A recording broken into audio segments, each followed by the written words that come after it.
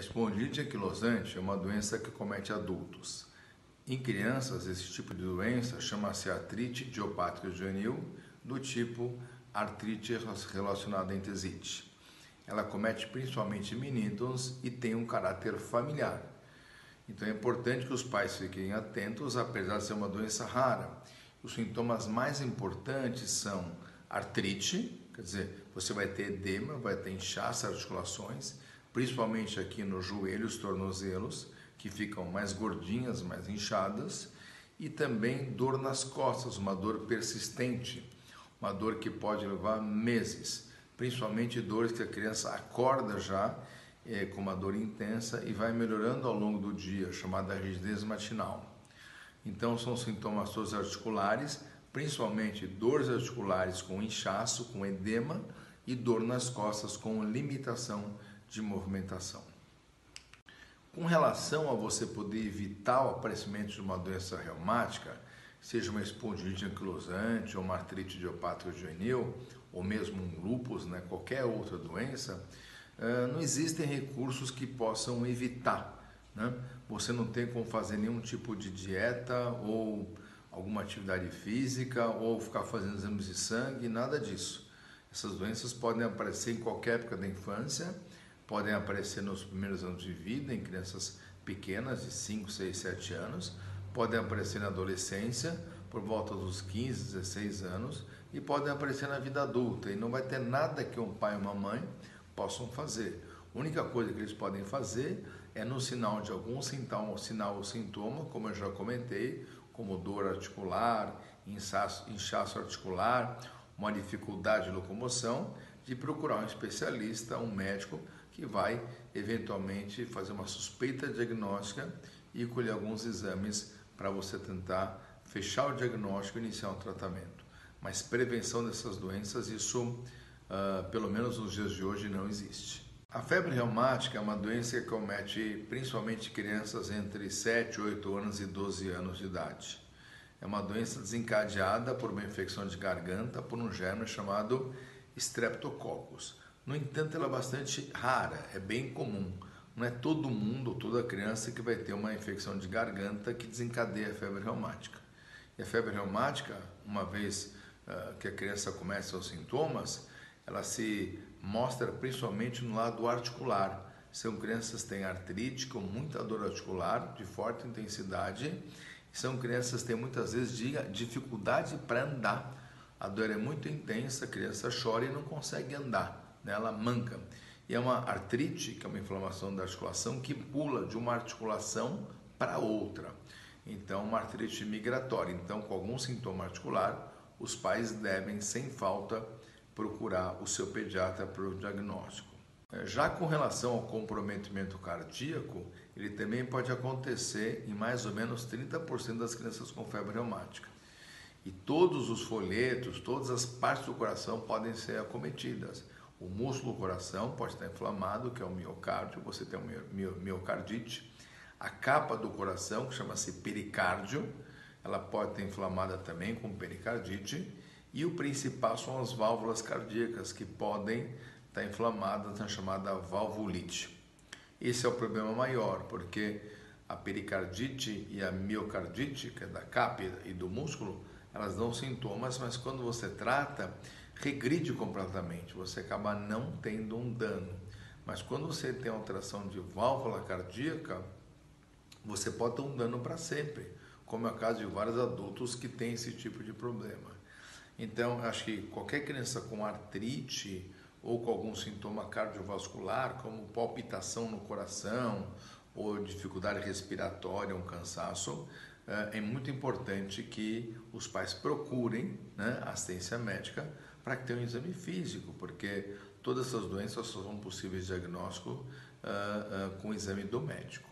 Veja, a espondilite anquilosante é uma doença inflamatória. Ela comete articulações, ela inflama articulações, inflama também a coluna vertebral e de articulações sacroiliacas, são articulações que ficam na região da bacia, O tratamento hoje, eu vou falar de crianças, porque criança é o que eu sei, eu não sei tratar adulto.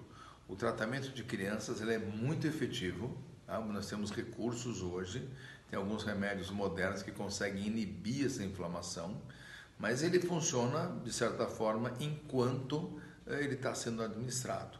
O tratamento realmente leva de 1 a 2 anos, mas muitos pacientes fazem tratamentos que levam 4, 5, 6 anos, e temos crianças com 8, 10 anos de tratamento, porque como toda doença inflamatória autoimune, quando você para o tratamento, pode ser que não volte a doença e pode ser que volte a doença.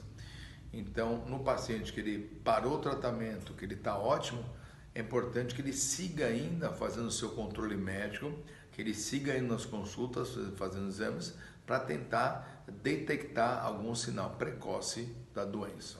A grande vantagem no tratamento dessas doenças é que, quando se institui um tratamento bem específico e bem moderno, a qualidade de vida melhora rapidamente. Há uns anos atrás, a gente tinha pouco para fazer com remédios que aliviavam um pouco a dor, o edema, o inchaço, mas que de fato não controlavam totalmente a artrite. Hoje em dia, alguns remédios que agem direto na inflamação, eles têm uma chance maior. Logicamente, a resposta vai de um paciente para outro. Alguns pacientes começam o tratamento, melhoram muito rápido, alguns pacientes demoram mais para melhorar um pouquinho, e a gente vai controlando pela clínica e por exames de imagem. Mas o interessante é que temos várias opções hoje, né? Você vai tendo como se fosse uma escada. Começam com remédios, se não funciona você tem outro, e tem outro, assim por diante. Mas assim, a chance de uma criança estar muito boa depois de 2, 3 anos de tratamento é alta, que vai gerar em torno de uns 70%, 80% e até mais. Então, os tratamentos são muito otimistas, mas tudo depende realmente de um tratamento muito precoce e um diagnóstico bastante preciso. Veja, os remédios biológicos são remédios mais modernos, que existem há uns 10, 15 anos, que eles conseguem tratar artrite no processo molecular. Eles conseguem bloquear as citocinas, as substâncias que desencadeiam a inflamação. Então, eles são efetivos para muitos pacientes.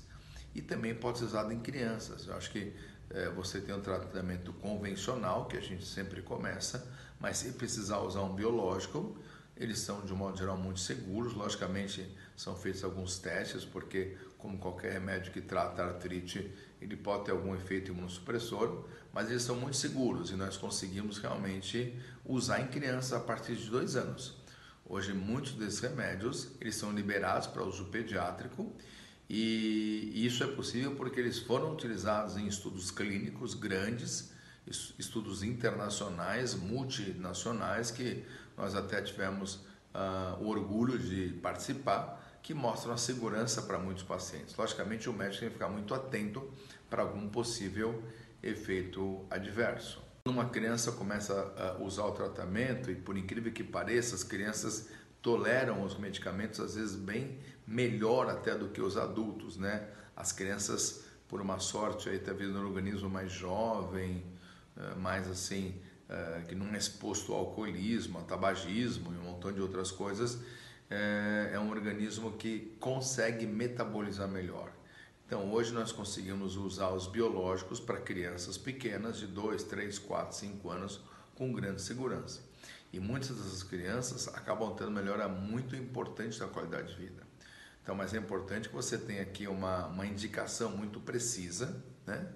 Que saiba prescrever com cuidados da infância. Algumas vacinas têm que ser evitadas, algumas infecções têm que ser, vamos dizer, rastreadas antes de começar o tratamento, mas as crianças foram muito beneficiadas e adolescentes. Hoje temos crianças com doenças reumáticas muito graves que entram totalmente em remissão. Quer dizer, remissão é a doença dormindo por muitos anos. Então, é uma coisa muito promissora e são remédios assim realmente que fazem uma diferença para os pacientes.